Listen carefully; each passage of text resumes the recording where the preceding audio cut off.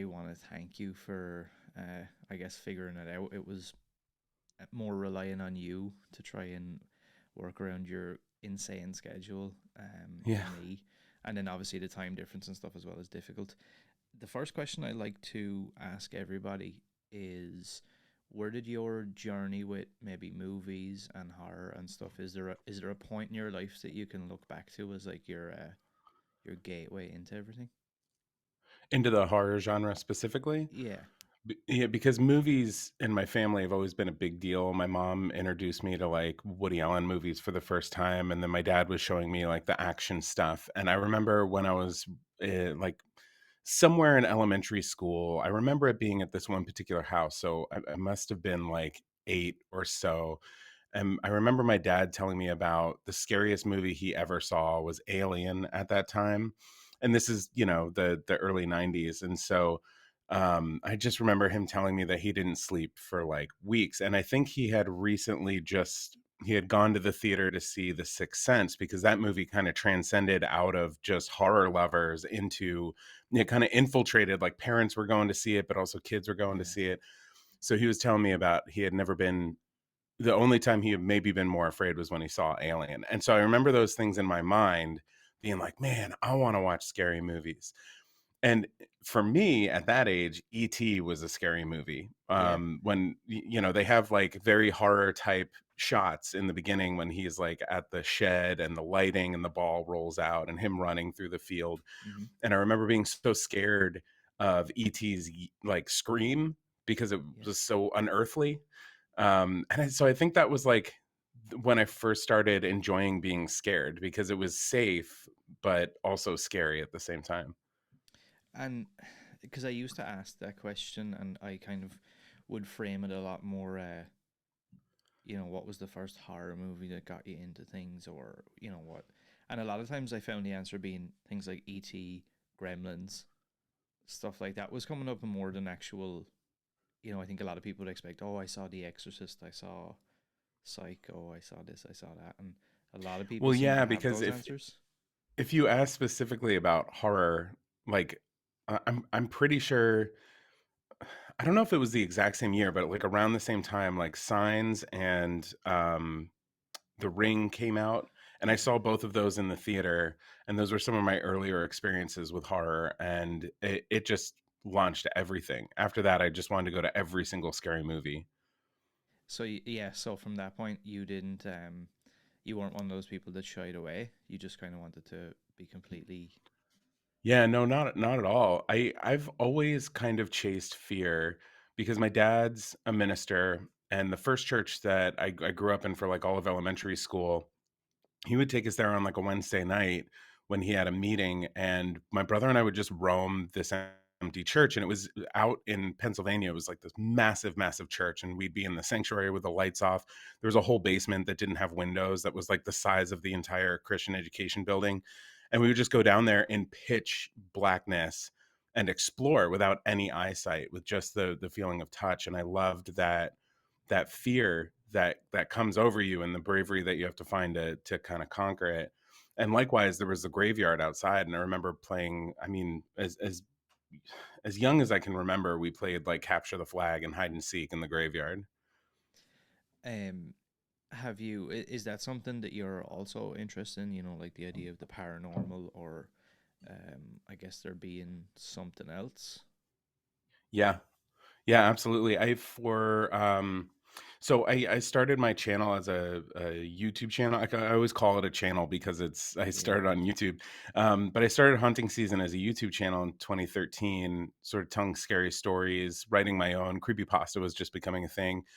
And I that was sort of a gateway into getting into the community for the first time. Up until then, it was just me. I liked these things. I didn't know if other people liked these things.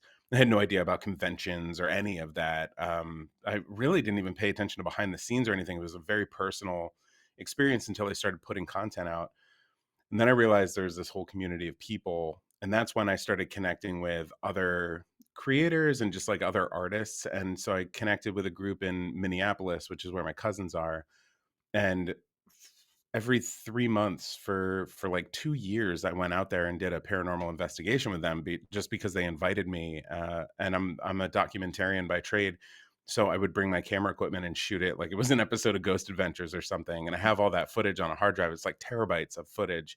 Um, yeah, so I've experimented with that. I haven't gotten super deep into it. They were like a very positive group, and, they're a bunch of young adult authors who do it for, inspiration for their writing. And so, we never went anywhere like sanitariums or where an axe murder was. We always went to kind of happy ghost places. So to go from that point, where you said you had these experiences with different movies, and you started to become, for want of a better word, I suppose, obsessed with seeing as many Yeah. movies as you could. So how do we get from that point then to your decision to start a YouTube channel and things like that? Like how was that process? And I suppose more so than that, um, why do that? Like from your point of view, what was your reasoning behind wanting to do that? Yeah. So I went to school for musical theater, believe it or not. Excuse me. So I went to school for musical theater, believe it or not, and I was obsessed with acting in high school and college. And by the time I graduated college, I wanted more of a voice. I wanted to do something where I was getting to dictate what the story was, as opposed to helping to tell someone else's story. Which is, they're all equally valuable parts in storytelling. But that's just what I felt drawn to. So I tried directing a little bit with theater, and I kind of lost my way a little bit. I was home for 2 years. I did a lot of like oil painting and stop motion animation stuff in my childhood bedroom, while watching seasons of 6 Feet Under and binge watching horror movies. And I got offered a job because of one of the stop motions I did. I got offered a job at this small production studio in New York, and it was kind of, they didn't really know what they were doing, just that it was sort of like a male 18 to 34 audience. And so we had kind of freedom in there to experiment. And because it was like the golden age of YouTube, it was before like full-time paid YouTubers. Some people were kind of branching out into studios and stuff. I remember watching Philip DeFranco had just switched to like doing the news every single day instead of like every 3 days or Mm-hmm. something. I don't know if that's a mile marker for anybody, but it is for me. And so while I was working there, we did a lot of comedy stuff. But my one friend that I was working with, who's sort of like a back end YouTube guy, he actually like tours the world and gives lectures on how to use YouTube properly for people who want to expand into being a real content creator. And he was like, "There's nobody doing horror on YouTube," and creepypasta had just become a thing, and I found that interesting, but I didn't want to tell other people's stories. I still had this draw from graduation where I was like, I want to tell my own stories. And so I had a couple paranormal experiences from high school that I chalk up to a lot of hormones and being excited with friends in the dark. But there were really scary moments where there was just enough of a, wait, was that real? Did we really experience something Yeah, extra yeah. or supernatural? And so I told those stories and they did really well, especially with Matt's help, who's the back end YouTube guy.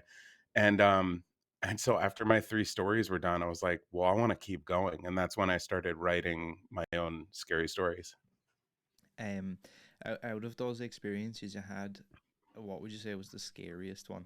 Like, I suppose without having to give us the full story, like in a simple format. Sure. Yeah. I mean, so I think the most, because we're all kind of scary, but I think the most scary one was on Clinton Road. I grew up in New Jersey. I feel like a lot of people must know by now the weird New Jersey books, because they branched out into like, weird Maine and weird California and all that. But at the time, they were this like underground magazine that we all passed around, and so Clinton Road has like tons of legends surrounding it. And one of them is there's this dam, and if you throw a penny off the dam, it'll come back and hit the roof of your car. And it's kind of like a gag you can play with your friends. It's very easy to trick people with that one. But then after we did that, they were the one guy was like, well, there's this other one. If you sit on the bridge and you turn off the lights of the car, a truck will show up with this big bar of lights up top and some big bright headlights. And if you stay in the car, it'll drive, because it's a one-lane bridge, it'll drive towards you, and right before it hits you, it'll turn into a spirit and it'll kill everybody in the car, you know? So we were like, "Oh, yeah, let's try it."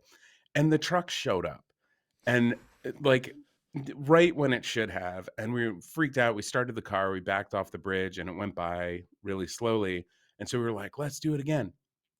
So we went back on the bridge and we did it again, and the truck showed up behind us and then chased us out of the woods, which was a dirt road and it was pretty treacherous.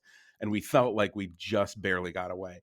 And the reason that one was scary is because I don't think that was a ghost truck. I think that was a person messing with us, and that is way scarier to me. I've had also once when I was paranormal investigating in Minnesota years later, there was a night cleaning person who was, I would say, probably mentally unwell, and he kept interrupting. We were supposed to be the only people in the building, and he showed up and was like slamming chairs around. And at first, we didn't know what it was, turning the jukebox on, screaming and running back and forth upstairs.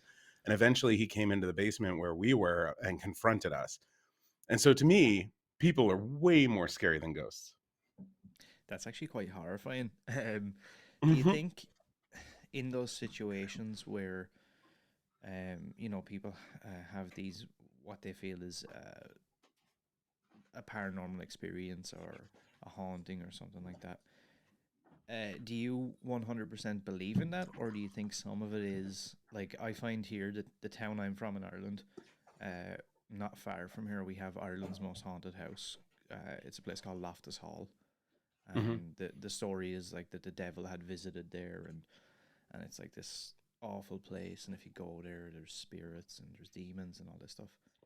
And I've been there several times. I actually stayed overnight there, and I feel like I like I would say to people, like, yeah, I definitely had experiences, and sometimes I wonder how much of like I guess the build up and like the psychological aspect before I got there, how exposed I had been to the legends and myths and stories.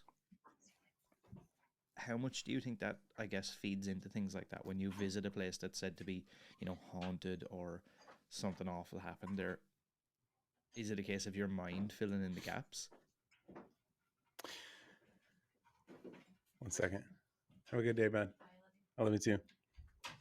I knew she was going to close the door. All good. I I don't know. I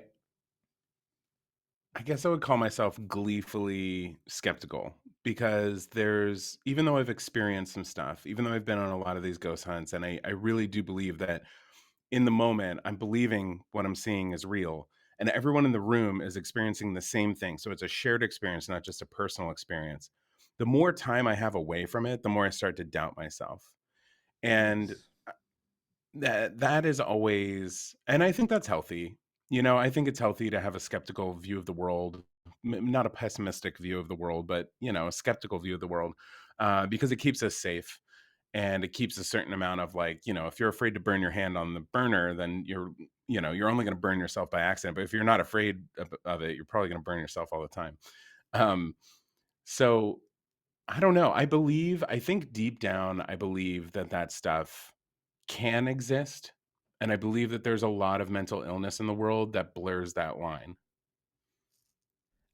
And you know what? I would definitely agree with that. And kind of like what you said, about your story with the night cleaner or whatever. Mhm. Sometimes when you dig into it and you hear things like that, that really scares me more than the idea of it being some form of spirit or whatever. Is the idea that somebody who maybe is not all there is Yeah. like choosing to be in a certain place or out at night just to like mess with people.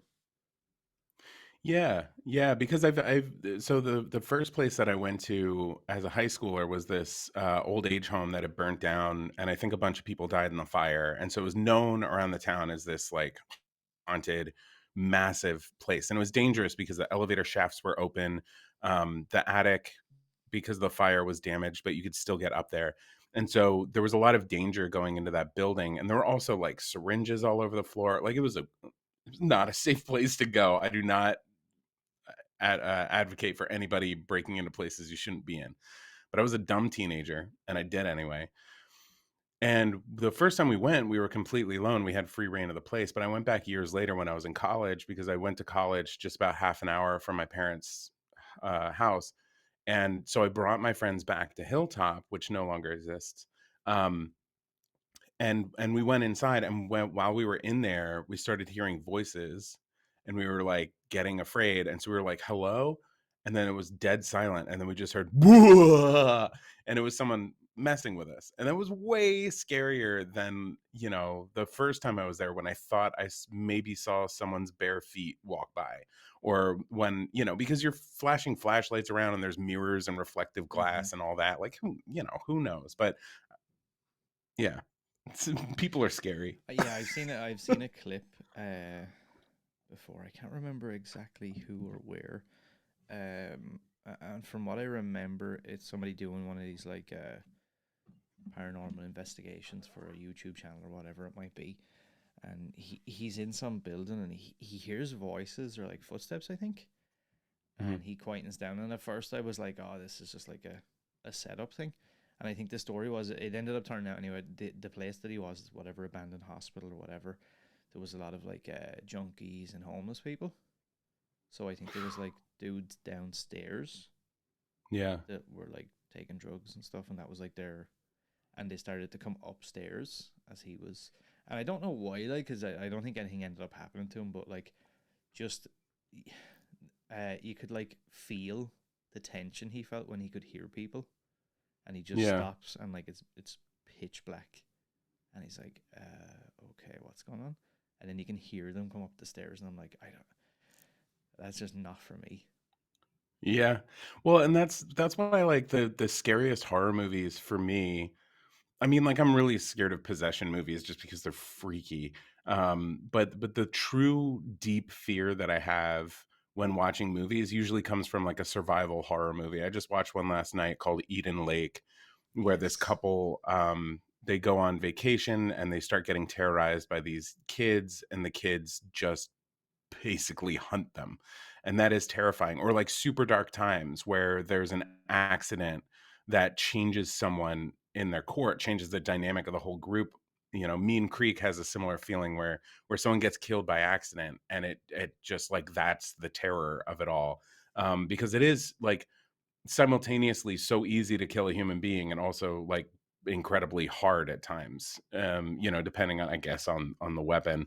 And those things, they get so deep under my skin too, because of, I live in America, and I'm sure you must have heard of what's going on around here these days. We have school shootings like every couple of weeks.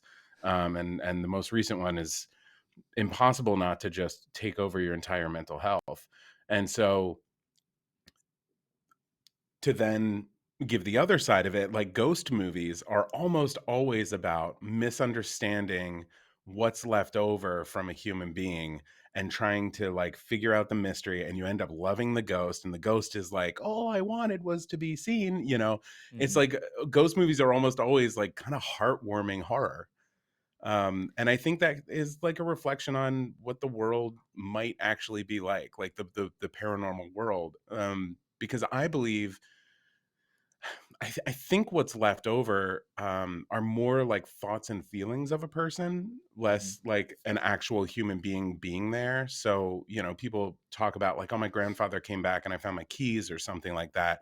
But I think that's like the good intentions of that person kind of residually there, or maybe it's a part of their soul or something, but it's not like a full consciousness, I don't think. And one of the ghost hunts that we did, at this, it used to be a poor farm, but now it's a hotel in Minnesota. We were sitting in the basement, and we were getting intelligent responses with our flashlights turning on and off on cue. Sometimes three flashlights at the same time, turning on and turning off to answer yes or no questions. And we got an EVP of the name Timothy, like very clearly. The microphone was in the middle of the room, and it sounded Timothy, like right up on the mic. Whoops, right up on the mic. And you just couldn't deny it. But I don't think that whoever Timothy was physically there. I think it was like the thoughts and feelings and emotions of that human being stuck there because their life was particularly terrible. That's actually a really interesting take on that. Um, is there a place that um, you would love to visit, or maybe get to conduct one of those like paranormal investigations in anywhere in the world? Is there anywhere that sticks out in your mind? I mean, I would love to do that in like the French catacombs, Mm. because there's so many remains there. Like I doubt anybody's actually died down there unless it was an accident, you know. And I don't know if that is how all this stuff works because nobody knows. But I just figure there must be a concentration of energy down there because there are so many bones. And I just love the movie As Above, So Below, and was just love Yeah, to like me too. be in there. Yeah, me too. It's such a fascinating. I was fascinated by the catacombs for a long time. And I just felt like, and it sounds really bad, but I wanted a lot of that stuff that movies and mockumentaries created to be like real in a way. I was like, Hmm. God, I hope that that's actually really happening. Yeah. Like, as weird as that sounds. Well, it's fun to believe. Yeah. That's the best part. Like I think people who you know, drop into the comments of video posts and stuff and are like, "You're an idiot, it's not real," or you know, or whatever. It's like, okay, but I'm having fun and you're not, so have fun being miserable. You know? Uh, So, at what point then did you pivot? I guess your content. You kind of you moved away a little bit from the paranormal and more towards like the movies. Yeah. Yeah, that's kind of a calculated choice. So I did YouTube for 2 years from 2013 to the end of 2014. Um, I posted a new scary story every week. And so I'd write for 3 days, I would film one day, and then I would edit for 2 days and put it out on Friday, rest for one day, start it all over. And I got super burnout. I went through a divorce. I got this dream job that I have now out in California, moved across the country, racked up my credit cards, you know, and just started to work really hard. And so haunting season became this old project that I didn't get to do anymore, Mm-hmm. but I constantly thought about. And after 7 years, which was, I think, the end of 2018, I think, I can't remember. But right before Halloween, we were pitching ideas at work. We work in bleeding disorders and do a lot with pharmaceutical companies, making patient videos and documentaries about people with rare disorders. But we all met in New York City and we're all filmmakers at heart and we have films and you know, hopes and dreams that go beyond making Mm-hmm. videos for pharmaceutical companies. And so we were pitching ideas like, okay, now that we're kind of a stable company that's growing every year, how do we get back into entertainment? And I was looking at my old YouTube channel. I was like, wow, there's still 16,000 people here, and there were a bunch of comments. I kind of ghosted everybody. It was a real jerk move, but I kind of was embarrassed that I couldn't keep up my end of the deal with YouTube and create content every week on Friday at 3 p.m. And so out of embarrassment, I just kind of disappeared. And there were all these messages on there of like, I hope you're doing okay. I miss this channel. I just rewatched everything. So I pitched it to the group and I was like, hey, this is still a thing. What if we bring it back as a podcast so that it's easier to produce? And so we did. We brought it back as a podcast, started releasing YouTube content again. We started doing it weekly, but then kind of reduced it down to like twice a month. And it put a lot of strain on the whole company because I like a lot of production value and I like to add sounds and sound effects and Mm-hmm. music and have them pan from ear to ear so it feels like you have surround sound in your ears, and it really makes the stories terrifying. And then I was doing interviews and like booking people and like all this stuff. And in the meantime, my wife discovered this app, TikTok, and at the time it was like lots of people dancing, but it was starting to change into this thing where it's like a little bit voyeuristic, and people are showing their true selves, and it felt different from Instagram Mm-hmm. and all this stuff. And so I was watching over her shoulder a lot, and eventually downloaded the app. And then as I was watching, I was like, I wonder if I could do this. And my content was always like the podcasts were hour long, the stories were 20 minutes long. I was like, how could I possibly do minute long content? You know, like, I don't know what that would be. And so we started brainstorming, and I was like, I think I want to like start experimenting on this app. And so we started like regurgitating stuff from the podcast, and that didn't do well. And we're like, I think it has to be original content.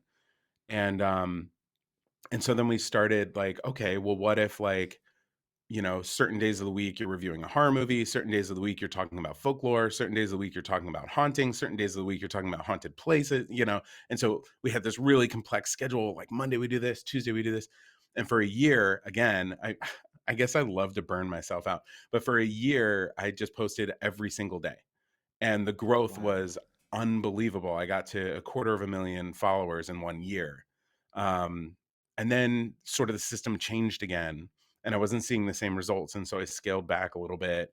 And I noticed that like the videos that were doing best were horror movie reviews, and that they would do exponentially better than the folklore stuff. And while I still like the folklore stuff, it takes a lot of research and time to like watch and or to read and then like put it into your own words and not plagiarize and all that stuff. But watching a movie, I could just have an opinion.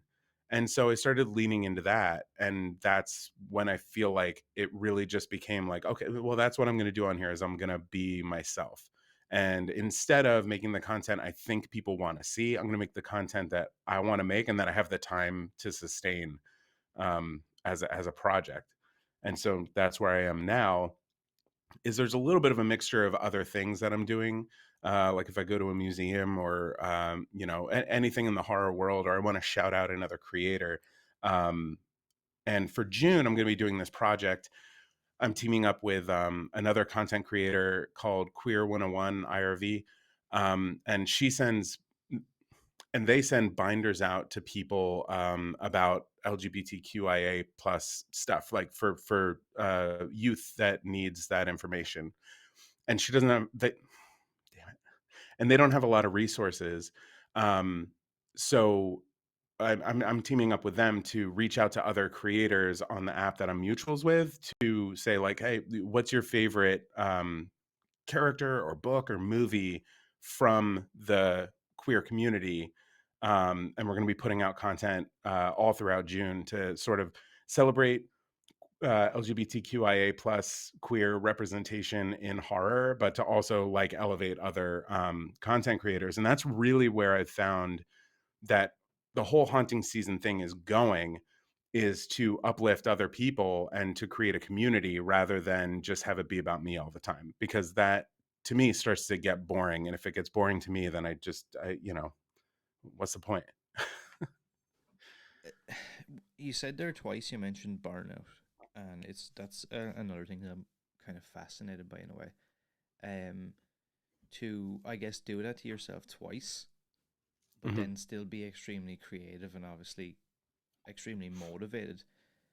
Do you find it difficult to maybe switch that off, like not to go into overdrive and not to, want to release content 7 days a week and you have all these ideas and all these different things you want to do?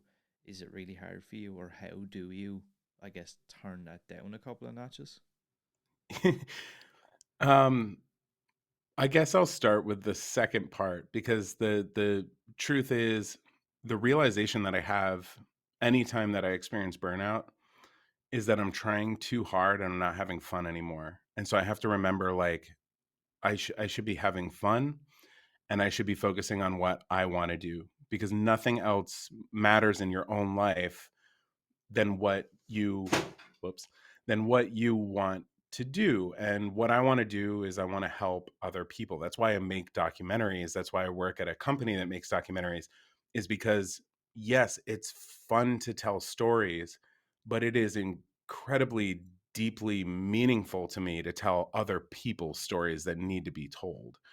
Haunting season is a really fun project, and I love reviewing horror movies, but there is a bigger dream there, where I can where I can connect with people about mental health issues. I think is really, I think the core of what horror is we're talking about trauma that you can't let go. We're talking about um depression. We're talking about really heavy personal human experiences that can manifest to the level of being a monster in your life. And that to me, like, is the mission, I guess. And sometimes you get a little bit lost in it because you're just having fun, and that's okay. It's also okay to just have fun and not like have a purpose every single moment of your life. Um, but as far as the burnout side, it's Memorial Day weekend here, and so I have a 4-day weekend, and I have been on the couch either watching horror movies back to back or writing TikToks about the horror movies I just watched back to back. I think I watched like so far 6 movies in 3 days or something like that. So I'm not good. I'm not good at stopping myself from burnout. Today I was like, maybe I'll ride my bike to the park and lay in a hammock for like an hour just to give myself that mental health break uh from the horror, cuz like I don't know, I had a dream last night that my dad threw an axe and it hit me in the face. So like maybe I'm overdoing it a little bit. It's it, that topic is something I'm always fascinated about because I feel like so many people, and it probably ties into the mental health aspect and the depression, the anxiety that different people feel. I guess you know about that. The idea of everyone. I think you'll get people say, "Oh, I don't have a dream," or I don't care," or whatever. But I think deep down, everybody has a dream, a goal, an aspiration that they'd really love to achieve. And I get asked so many times to ask people, I guess, about that. You know, Mhm. about how do you not let that consume you when you aren't getting where you feel like you need to be, or you know, I would imagine if somebody looks at you now on TikTok and sees your content, they go, "Wow, it has this like you know high production value. It's exciting. It's fun to watch. It's quick. It's I can consume it easy." Um, and you, I guess, exude that kind of passion and happiness through the content. And then other people kind of look at that and don't realize that you know this is something that you've been chipping away at for years and years and years and practicing and failures and different things, going through crazy personal experiences. Um, is there a piece of advice that you would give to people that are in a tough spot like that? You know, they want to go for something. I'm not I'm not sure if the states is the same, but definitely here in Ireland, our culture is a little bit more negative. It's very like if you kind of go outside the norm, you know, oh, you're not going to be able to do that, or you shouldn't do that, or that's dumb, that's this, that's that. Um, and I like we have a our suicide rates here are like through the roof for men, especially, Mhm. like absurd. Um, and a lot of it seems to when you dig into those stories, it all seems to tie back to things like that, just like sheer unhappiness with like everyday existence, or you know maybe striving for something and it just seems like it's a million miles away. Yeah. And you seem like somebody who's you know obviously I don't know you personally, but you seem quite passionate, creative, and I guess like a maybe an upbeat. You have like an upbeat energy, maybe a keep moving forward kind of energy. Mhm. Yeah, well, I was born kind of laid back, but also with extreme anxiety. So I have social anxiety when I'm around groups of people that I don't know very well. I tend to like if I go to a party and it's someone's house I don't really know, or I know one person and I don't know anybody else, I tend to just stick to the wall and am completely quiet. I am not a naturally um, social person. That takes a lot of energy for me. And I have a lot of anxiety about the content that I create and trying to leave an impact on the world. And that can lead to, I got to the point during the pandemic where I had to put myself into therapy because I realized I hadn't genuinely laughed or really remembered smiling. I couldn't remember the last time I felt that. And I remember being a different person where I was happy and joyful all the time, or at least that's, how you remember it when you're in the pit of despair, the pit of despair. Um, and through therapy, you realized, like, kind of the older you get, kind of a little bit the harder it gets, like Mm. you experience more tragedy, you experience more, horribleness in the world. And it doesn't have to all be focused on that. And emotions don't have to always run so high. One of the most valuable things I learned in therapy is that there have been scientific tests that any one emotion that we feel only lasts 90 seconds unless we fuel it. And so if I'm spiraling out of control because I had a misunderstanding with my wife or a coworker, I just tell myself, like, okay, can I get through the next 90 seconds? And can I focus that 90 seconds on calming down? And almost always I come out the other side like, "Huh, okay, yeah, it doesn't matter what show we watch tonight, or it doesn't matter if I loaded the dishwasher wrong. Like, whatever the stupid argument is that I could probably spend the next 48 hours spiraling out of control until we have a big explosive fight and scream at each other is not that big of a deal. And that's most of well, at least for me, with someone who runs with high anxiety, that's most of life, is like calming myself down and realizing it's not such a big deal. And at 36, I'm making decisions like I'm going to buy a bike because I want to feel like a kid again. And so I'll just go out and ride my bike when I'm feeling truly stifled and not creative. And that little bit of exercise and seeing something new around me and having an adventure on a bike like the kids in Stranger Things, Mm-hmm. I always come home with a big smile on my face. So I think it's about finding those things. So I think it's about finding those things for yourself and leaning into it. Buying a bike, it took a little bit of money.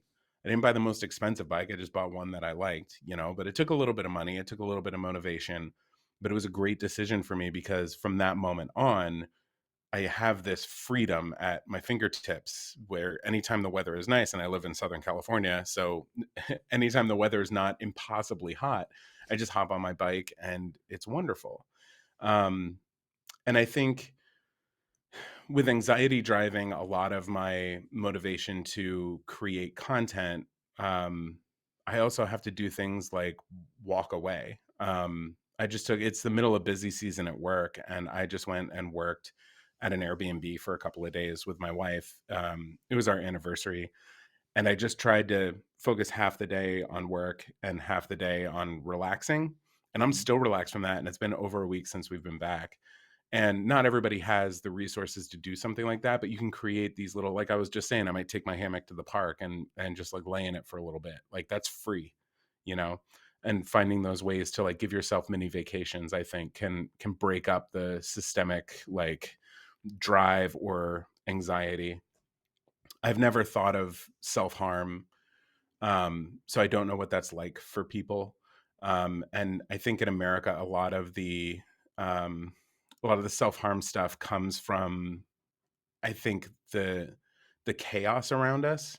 Like being in the pandemic and being enclosed in the house, and then the Black Lives Matter stuff and the Me Too movement and the school shootings, and like over here, it's supposed to be the land of the free, home of the brave, and it really is just like a slaughterhouse. It feels like at times. Um, yeah, I don't know. I'm kind of all over the place with this answer. No, no, it's raw and it's real.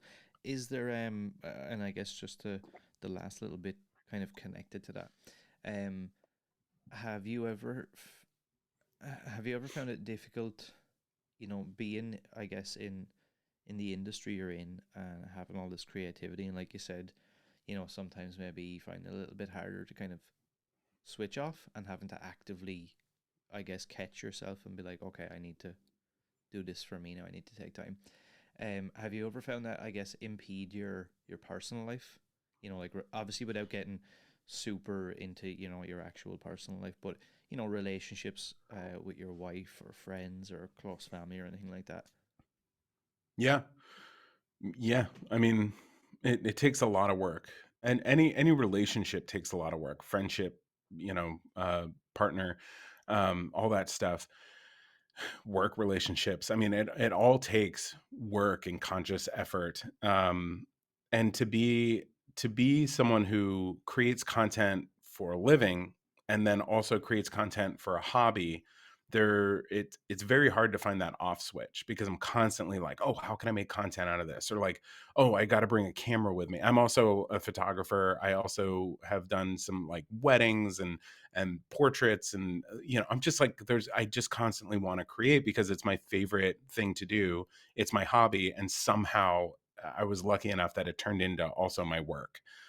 So, and also the company, because we were all freelancers in New York who like moved out to LA to start this company. When I moved out here, I was the fourth person to join the company. There were the two creators of the company and one other guy and me. And I just worked around the clock 24/7. I mean, there were no vacations, there were no off hours. We were emailing each other at 1 in the morning sometimes and expecting a response because we were building this thing and we were go, go, go, go, go. We're now 15 people strong, and I'm the senior creative director, and I'm able to now, when I come home from work, I try not to even talk about work unless I need to vent about something, which is more and more a rare thing. But I try to switch that off so I can come home to my wife and just be like, we're going to eat dinner, we're going to watch some TV we want to watch, we're going to read, and we're going to go to bed, and it's just going to be a great night. And so again, making those like little vacations for yourself, I give myself a hard cutoff unless there's something I really need her advice on or help on, so that her life isn't constantly consumed by it, because we've been together 7 years, and I would say 6 of those years were just work all the time. That's all we talked about, and it put a lot of stress on the relationship. And there was a lot of like figuring out that we had to do in order to get to where we are. Yeah, and I feel like I guess to kind of shadow what you've said there, unfortunately, a lot of people I think in those situations don't have the self awareness to realize that, and then think, oh well, if I've got to work for this, or if I've got to actually actively think about figuring my setup out, it's obviously not meant to be. This idea, I guess, that's pushed on us where you just meet somebody, everything clicks, and no matter what, you will never have a disagreement, an argument. It doesn't need to. Yeah. There needs to be no form of work or compromise or anything. It'll all just be magical. Yeah. No, there's no happily ever after. Like there's no after. It's all now. All we have is now. The present is the only thing that matters. You can plan for the future, you can make plans. You don't know how those plans are going to turn out. You don't know what's going to get in the way of those plans. You don't know when you're going to die. You don't know anything about what's about to come. And everything that has happened is slowly drifting off into your memory. I was just talking to another creator who's on the cusp of getting a full-time job based around what she does, and it's taking a while because she's in negotiations and she has an agent, and there's all these moving parts. And then in the middle of that, her TikTok account put up a thing that was like, you're about to have restricted access because you've made so many uh, videos that violate the terms of use or whatever. And this happens every once in a while on TikTok, where they like change the algorithm of what they decide is, but they have a robot deciding what's Yeah, good and what's not.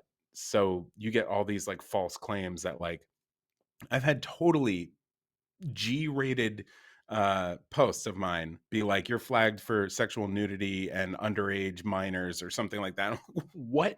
And then you just appeal it. So she was like spiraling out of control, and I was like, just remember, this is a pothole, and as it comes up, it looks like it's really scary, like maybe all four of your tires are going to pop, but then it's just going to be this little bump because you have shock absorbers, and then and you're never going to remember it again.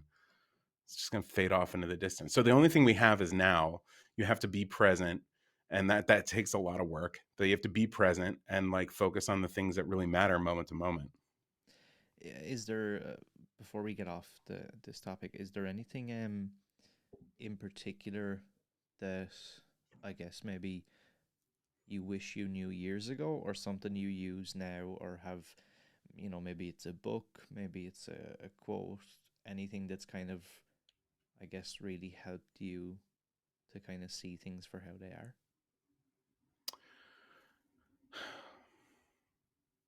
My dad gave me a t-shirt when I was a kid. It was oversized. I like slept in it for a long time. When I was a teenager, before my body grew to its full size. I like wore it, and even in high school, I think I still wore it. On the front, it said, and I forget who the actual quote's from, but it's a famous quote. The front said, "Don't sweat the small stuff," and the back said, "It's all small stuff." And I mean, that's it. You know, it's all small stuff. Even when we're in, like even when a family member dies, that can be the most traumatic, horrible, awful thing, and it can consume everything, and that grief can stay with you for the rest of your life, especially if it's unexpected. It's also a part of life, and it's part of something every single one of us is going to have to experience, no questions asked. We are all born and we all die. And the only thing that matters is where we are in this exact moment, like I used to spend my entire life terrified that I would get cancer, that I would get Alzheimer's disease, that I would die early. And it felt like being in a cage of fear. And movies and shows, especially like Breaking Bad, completely changed my perspective on cancer. It, even though that show's about like, a guy going off the rails and selling meth, it showed cancer in a way that's like, well, not everybody dies from it. We're so Mhm. used to like those 90s movies where you're like, everything's hunky dory and you're following this family, and then the mom gets cancer. And then the last third of the movie is, rip your heart out and then she dies. But that's not always the story. We just don't know, you know? Depends on when you catch it, depends on, what kind of cancer it is. It depends on a lot of things. And so the only thing we have right now is the moment and the people that we're with. Um, and movies, because I feel like they can be so therapeutic. They can, if you look for the meaning in the movies and don't just like, not just the surface level stuff, there's a lot of messaging in there that's sort of hidden, that can help us. Yeah, and I've definitely, especially the horror genre, it's been like a crutch for me at like shitty times in my life, and it's definitely Hmm. helped. There's a Mike Tyson quote, and I'm not gonna actually try and quote it verbatim because I'll butcher it, but it basically, um, he says, you've got to take life on life's terms, not on our terms, and Hmm. without some of that stuff you just talked about, without the death, without the having to grieve over somebody, or something, a failure, this or that, we'd never actually be able to enjoy any of the beautiful things in life. Nothing would really have any meaning, because it's the fact that life is so fleeting is the reason that it can be so amazing if you allow Yeah. it to be. And we're blessed with consciousness. We're blessed with self-consciousness. Like my dogs, they don't have any idea that they're going to die someday. They don't have any idea, they don't really perceive time and existence the way that we do. It's like, oh yeah, I love food, I love my person, I love Yeah, walking, like they're so present. And that it's easy to be jealous of that, of like, I wish I could just lay on the couch all day and sleep. But there's also, what you're missing is the experience, and the knowledge that you're having the experience, and the collection of memories, and being able to use your imagination. Like, what is that? yeah, Like, how do you define imagination? Or the ability to read a book and just like get lost in it. That is such a gift. yeah. It really, that's something actually, I think, since the whole pandemic, that I'd always been an avid reader, and I had just kind of, just life takes over and I just forgot about it. Yeah. And during the pandemic, it gave me kind of a time to like have a hard reset, I guess. And like, I love the hour I dedicate now to just a book. It's Yeah. just so nice to just like, okay, I'm just gonna go and read. Like, I don't need to worry, because I think I kind of got caught up in the, okay, I don't have an hour to waste reading a Hmm. book. And that's how I was looking at it. I was looking at it as like a waste. I was like, why? Okay, I'm not going to waste an hour, sitting in the quiet reading a book, or sitting outside reading a book. I was like, I haven't got the time. But then when I really took audit of everything, I realized, that I was sitting on YouTube for 2.5 hours watching stuff that I didn't even intend to watch, and I'm like, okay, yeah, this I do have time. I watched the master class from Werner Herzog, and one of the first things he said, I think it was even in his introductory video, he said, "If you want to make movies, start reading books." And it's so true. Like you have to, if you want to be creative, you have to be consuming creativity. You have to consume it from all different sides. Watch YouTube videos, read a book, paint a painting, just experiment because you never know when the inspiration is going to hit you. Like I said, Yeah, these young adult authors in Minnesota, we were going on ghost hunts because they're like, we always come out of it being like, I'm going to write a new story. I'm going to write a new kid's book, and it is not always about supernatural stuff. It's just the creativity of doing something that you really enjoy that is just for you, even if it's a waste of time, or even if you're, going to get horrible sleep because you went to bed at 4 a.m. and it's going to take you a week to recover because you're in your 30s. It can still be worth it. yeah, that's true. Uh, Speaking, I guess, of maybe using things like reading and horror and stuff as an escape, do you have any movies that you would consider comfort movies? That you find yourself maybe going back to more often than others? Yeah, the Ring is like, if I was sick and home and feeling lousy, I would always put in The Ring. Not only because it was one of those earlier films that got me into horror, but because the slow paced like investigation of it all. Yeah, There's like a big scary moment at the beginning, big scary moment at the end, a couple of things sprinkled in between, but it's mostly just this like dark investigative mystery. And that is so comforting to me. And especially because by the end, it's a ghost story. You fall in love with the ghost. So I ghost movies are like my comfort food. Um, I watched one the other day that I think very easily could fit into that. It's called The Empty Man. Um, yeah. yeah, that had a very similar structure where like it had certain scary moments, That but it was a opening big scene, long investigative mystery. that opening scene, I Yeah. was like, whoa. Yeah. Yeah, that movie's incredible. Yeah, it's a very, very good movie. And again, it was one of those. I feel like it was one of those movies that came out and just kind of went under the radar a bit. And I think it Mhm. was it Chris Stuckman done a YouTube video about it a while back, and I think it kind of surged back up again, and people were finding it again. Do you think that's a an issue? I guess with how available everything is now. Like obviously, I'm sure you remember the days of Blockbuster and stuff, and you would have to actually Yeah. go and like curate your own. And then if you did rent a movie, you were kind of, well, you were in it till you were gonna watch it. You were gonna watch the whole movie, and whereas now, like we have all these streaming platforms, we kind of just chop and change. Does that because it feels like a double-edged sword. It's like on one side I It feel like, totally is. yeah, because on one side I feel like people can have the opportunity now. Nearly anybody can have this amazing opportunity to have a career and a life. But on the flip side, I feel like there's a lot of great stuff that came out there that just might have been unlucky and just got lost into the ether. Yeah, and everything's constantly changing, and the whole streaming thing is it's, yeah, like you said, a double-edged sword because I feel like in the Blockbuster days, you had the mega hits, right? Like that's why everyone loves Jason and Michael and Freddy.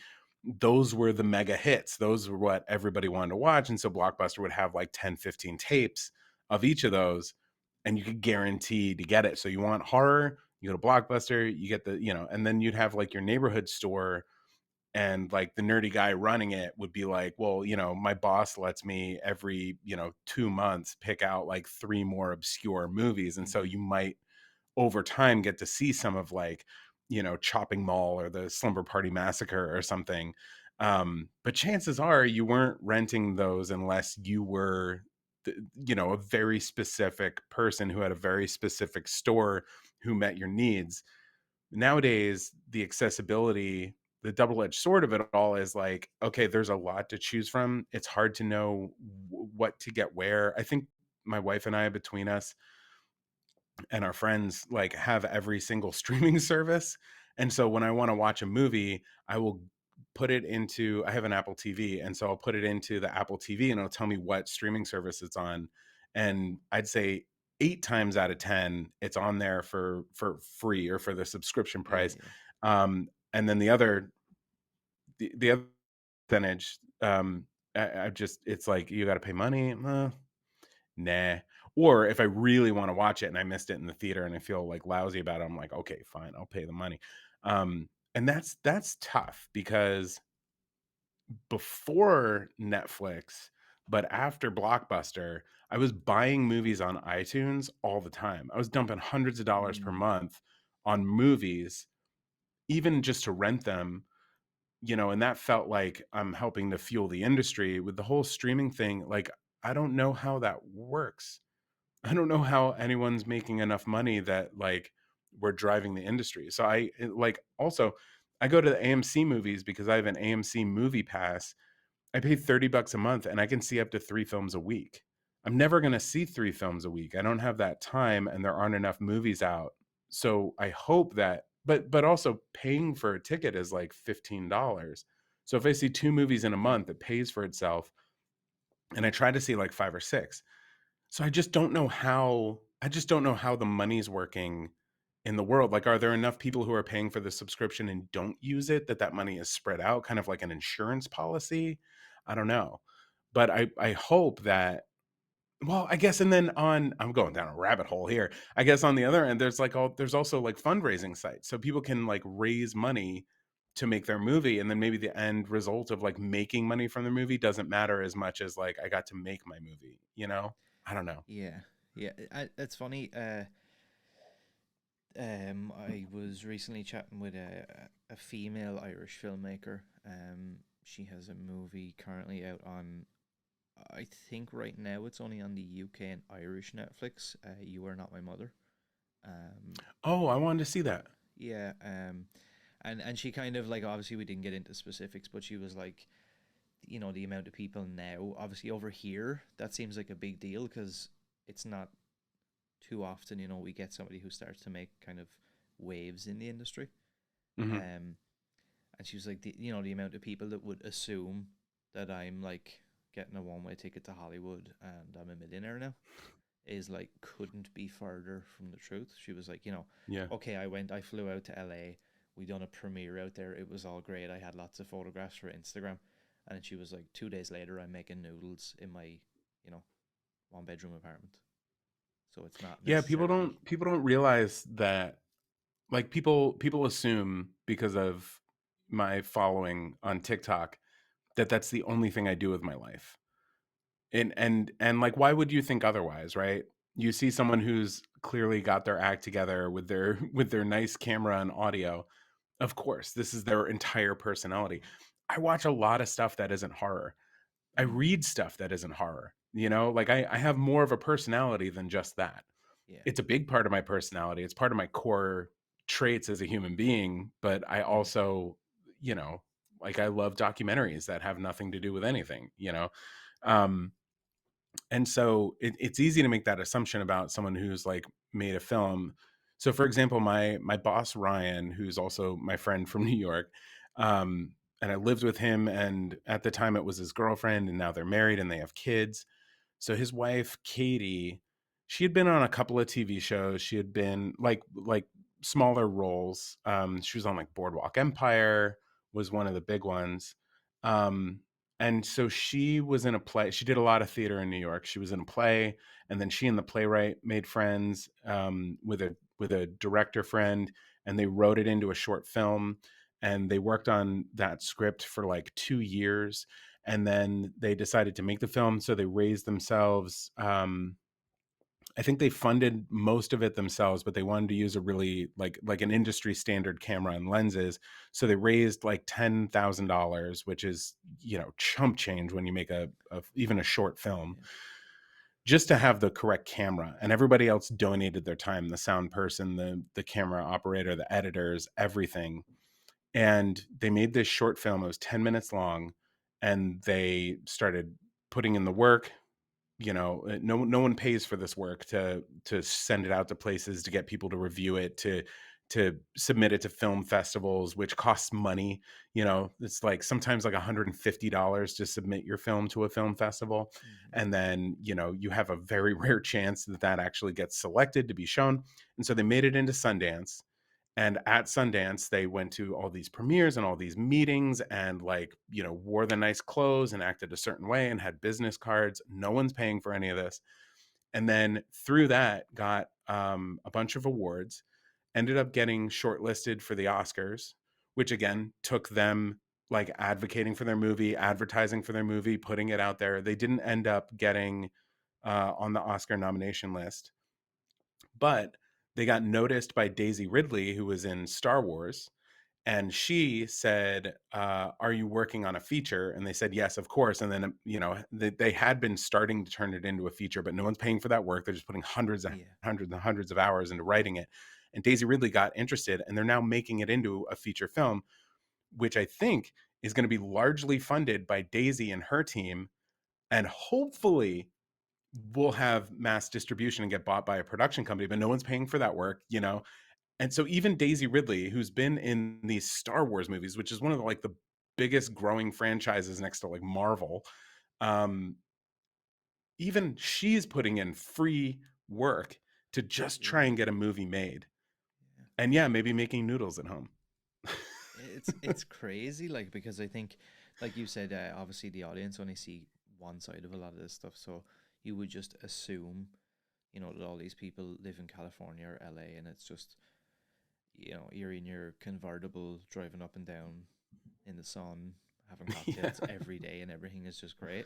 Um, and sometimes it feels like there's such a disconnect there. Um, I have a couple of final questions before I let you go. One yeah, of them, and I'm not sure if you've been asked this before, but I've noticed your style is quite unique.